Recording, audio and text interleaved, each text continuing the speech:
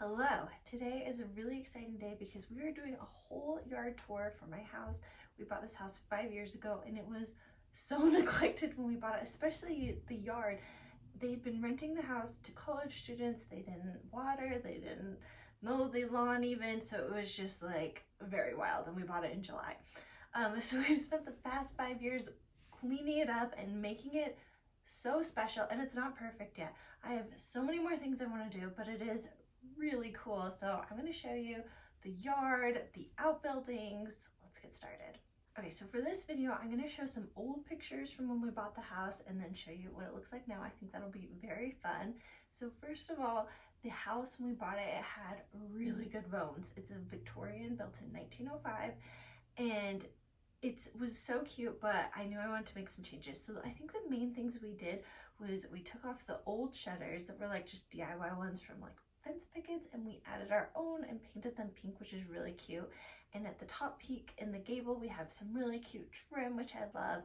And then we also added a fence. We did a picket fence so our animals could stay in the yard, and I think that makes it so charming.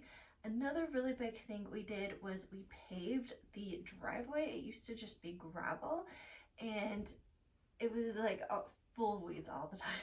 So I'm very grateful to have a nice area to park our cars, and also in the winter when you go to shovel, it's so much easier shoveling. One thing I really need to work on with the front porch area is I really want to do something better with the ground.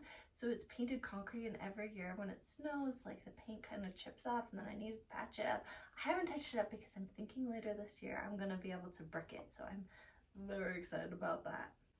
So probably the thing that has made the biggest difference with this yard is fences. We do a little bit each year, and it makes such a world of difference, both in privacy and in just aesthetics. And we couldn't afford to fence our whole yard because it's long and skinny. We're almost an acre, and so we just do a section at a time. And a few years ago we did the fence on the side of our property, and it was just full of weeds and so rickety. So now it looks really nice when you come up to the house. And I have planted 15 rose bushes, and they're small now, but in a few years there'll be a whole hedge of blooming David Austin, Emily Bronte roses, and that idea just thrills me. I'm going to show you the stuff I love and the stuff I want to work on. The front garden in front of like the living room windows is so sad. I planted roses there and they do okay, but they don't quite get enough sun to be full sun. So I need to plant more stuff that's like partially sun or for shade. And I would just like to really fill it in between the roses and have it look a little more lush and less weedy. Before living in this house, we either were renting a house or an apartment or a basement apartment, or we were in a condo. So it's really our first yard we have ever had, which was very overwhelming at first. I'm going to give you some tips. Number one, if you think you like a plant, start with 1 or 2 or 3. Don't go all in on them. So with roses, I have roses all over my yard, but we started with a handful, and I saw that they liked the yard, they liked the light they got, besides the one shady spot where they do just okay. But mostly they flourish, and I love the flowers I get. I love that I can use them for arrangements throughout the summer. So once I got a few, I added more. I have tested other plants, like ranunculus doesn't do great. I've never been able to get it to flower. Iris doesn't do great, and I'll try them a few times. And then I don't keep buying them because I haven't figured out how to make them work. So test something. If it works well for you, then you can expand. So as you round the corner of our house, we have a nice big fence up, and we've just recently added like another 8-foot section because we do a little bit each year, and it has added so much to the yard. It's so nice to have privacy. People have told me good neighbors have good fences, just because you can have your own space and you can both enjoy it, and that's so nice. And if their yard does happen to not look like you'd like it to, you don't have to see it if you have a big fence. So I love that. And then I have this little corner that I recently redid, and it used to have a sand pit. My son no longer used it at all, so it sat unused for a few years. So this year we moved it back to where our chickens could use it, and I took over the space, and we put in a filing cabinet planter that I tiled, and then we also just have a little rocker, and I do sit there, and it is amazing, and I love that little pocket of space. So the backyard used to have a lot of grass through it, and because we are in Utah, which is drought central. Not really this year, but in years past it's been very, like, we have not had enough water, so we took out a lot of the grass and we only have it on this one strip, so you can play croquet there, soccer, or you can throw the ball, and we have a great area for that and we love it. Everywhere else doesn't need grass. It's a lot of maintenance and it's expensive to keep watering it, so we took that out. And the big thing we put back here was a patio. We paid for the concrete to be laid, and then we put in a pergola, and you can see these amazing pergola shades. I put these up a few years ago, and honestly the dye after a few years does like just get bleached out of them, so I just recently re-dyed them, and it feels like magic under them. So this is our dining area, and one thing you really want to do when you're creating a backyard space is to think of it as rooms. So this is the dining room. We have a swing for relaxing, a hammock for laying in. We have our fire pit for eating and like doing s'mores around. So you kind of think of each one of those as a room, and it makes it so that you can work on one area and concentrate on that. And it feels much more intimate and cozy to have these little spaces that you could go from space to space and really enjoy it. Another tip I have is you don't need a full vision when you're creating a yard. So like I said, when we started, I had no clue what I was doing. I was overwhelmed. It's a huge yard. But what we did was we figured out things one thing at a time. The first thing we really did was we put in the swing, because at that time this was the only private area of our yard. Like the shed blocked it on one side, the house blocked it on the other, so we had the swing that we could just sit in when we were exhausted from working on our trashed house. So that was nice, and it stayed there and we've loved it. And so then we just figure out one area at a time, and I wait until I have an idea or a vision for just that one section, and then I do that. And then the idea will come for the next area. So a lot of people wait until they can afford to do the whole thing.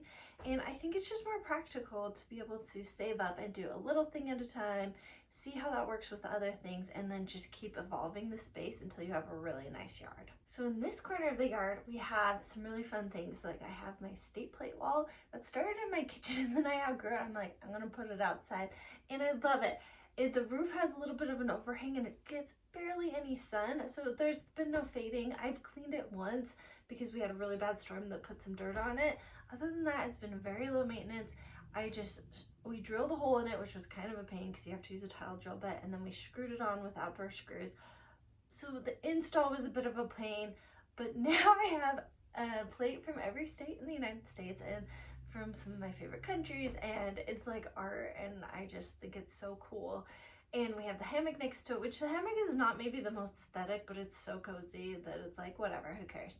Not everything can be beautiful, right? Another tip I have is to think about what your house looks like, or what your yard looks like from inside your house.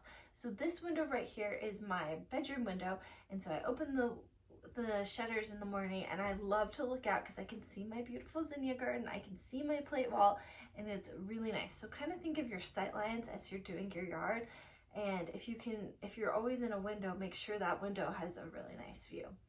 And I think I started my zinnias about 2 years ago. I started them from seed. These are State Fair zinnias, and I love them so much. I put the seeds right in the ground. Every year they grow really amazingly, and then I save the seeds. And so I spent like $2 on this, and I've gotten years out of flowers, and I don't plan on buying any more seeds anytime because I can just save mine. So I love that. And then back in this little alcove between our garage and my she shed, we have my rainbow fence, which is infamous on Pinterest. It got a lot of views on that, so a lot of people will be like, oh, I know your fence, when they see my yard. So I love that rainbow fence. We have a little seating area. When we bought the house, the last owners left so much junk everywhere, but one of the things they left that I like is this iron little table and chairs, so I'm grateful for that. And I put a little vintage chandelier right there. It's so cute.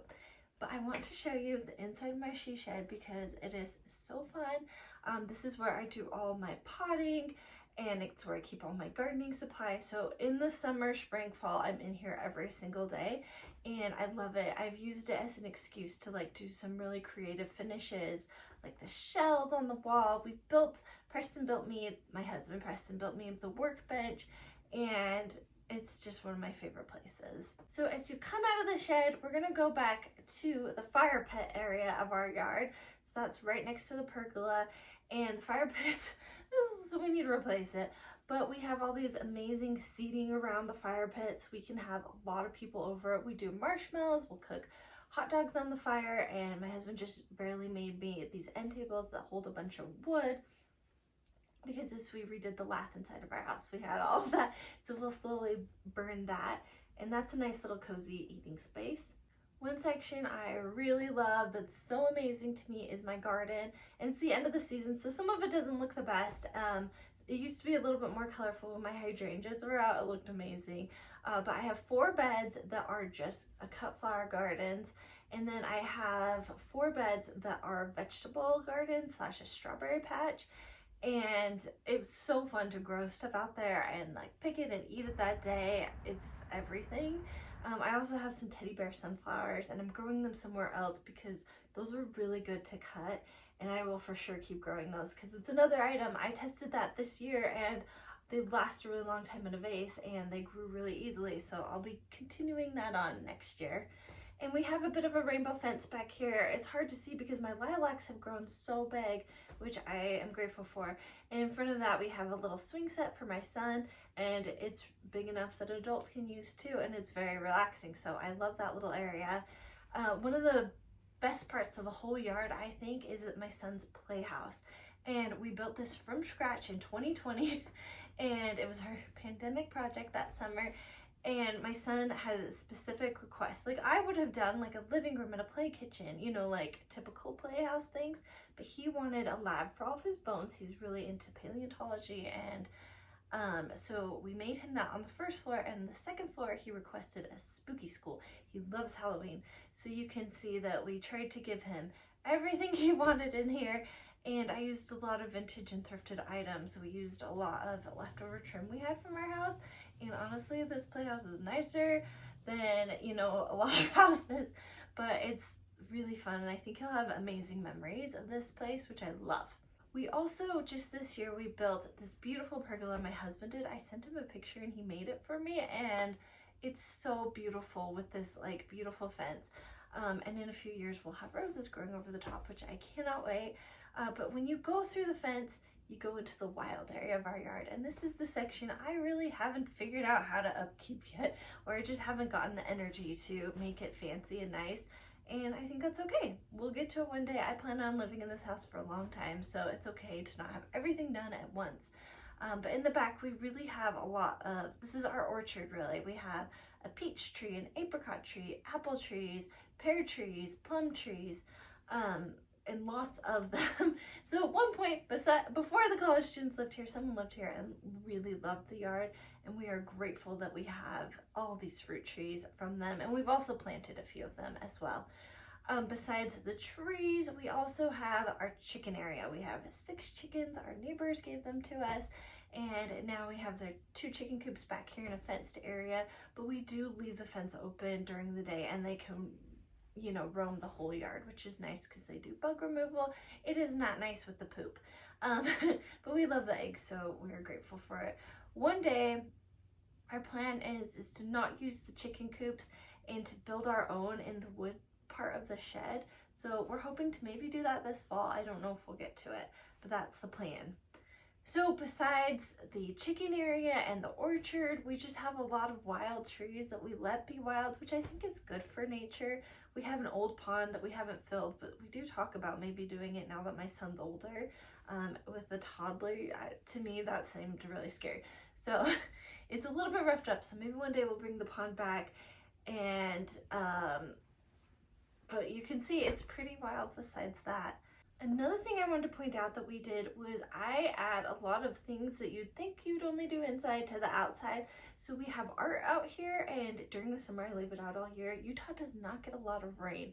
So usually it's just dry and it sits out there, and it does get a little weather worn, but it's okay. So I love having art out there. I've also bought some like vintage plastic items that I paint white, and those just go on the side of the house, and it's a decorative item that does really good outside, and those stay out all year long. I also have some like sculptures that I've found vintage shopping, and I just think it adds a lot of interest, and you can kind of think of your yard as an extension of your house that you can add some decorations to if you'd like. I also really like painting things that most people are like, you shouldn't paint a fence. shouldn't have a mural on a fence. And I'm just like, why not? A fence is like this big, boring, expansive area. So I just used interior latex paint. I painted a mural on the fence. I painted a mural on my shed. And, you know, I have my rainbow fence as well. And I think it adds so much color and personality. Doesn't it feel interesting out here? It's not like a normal yard. And that's what I want. I want it to feel cool and interesting and like an artist lives here. And that's slowly what we're trying to turn the whole yard into. I hope you loved the yard tour. I love sharing the whole space with you. If you have any questions, please put them in the comments. I also want to say thank you because on my house tour video, someone requested this video and I thought it was such a great idea. So if you ever have an idea for a video you'd like me to make or you have questions, please put it in the comments because I will put it in my rotation. And I love having a new idea. So I appreciate that. And if you like this video, make sure to give it a thumbs up so I can make more just like it.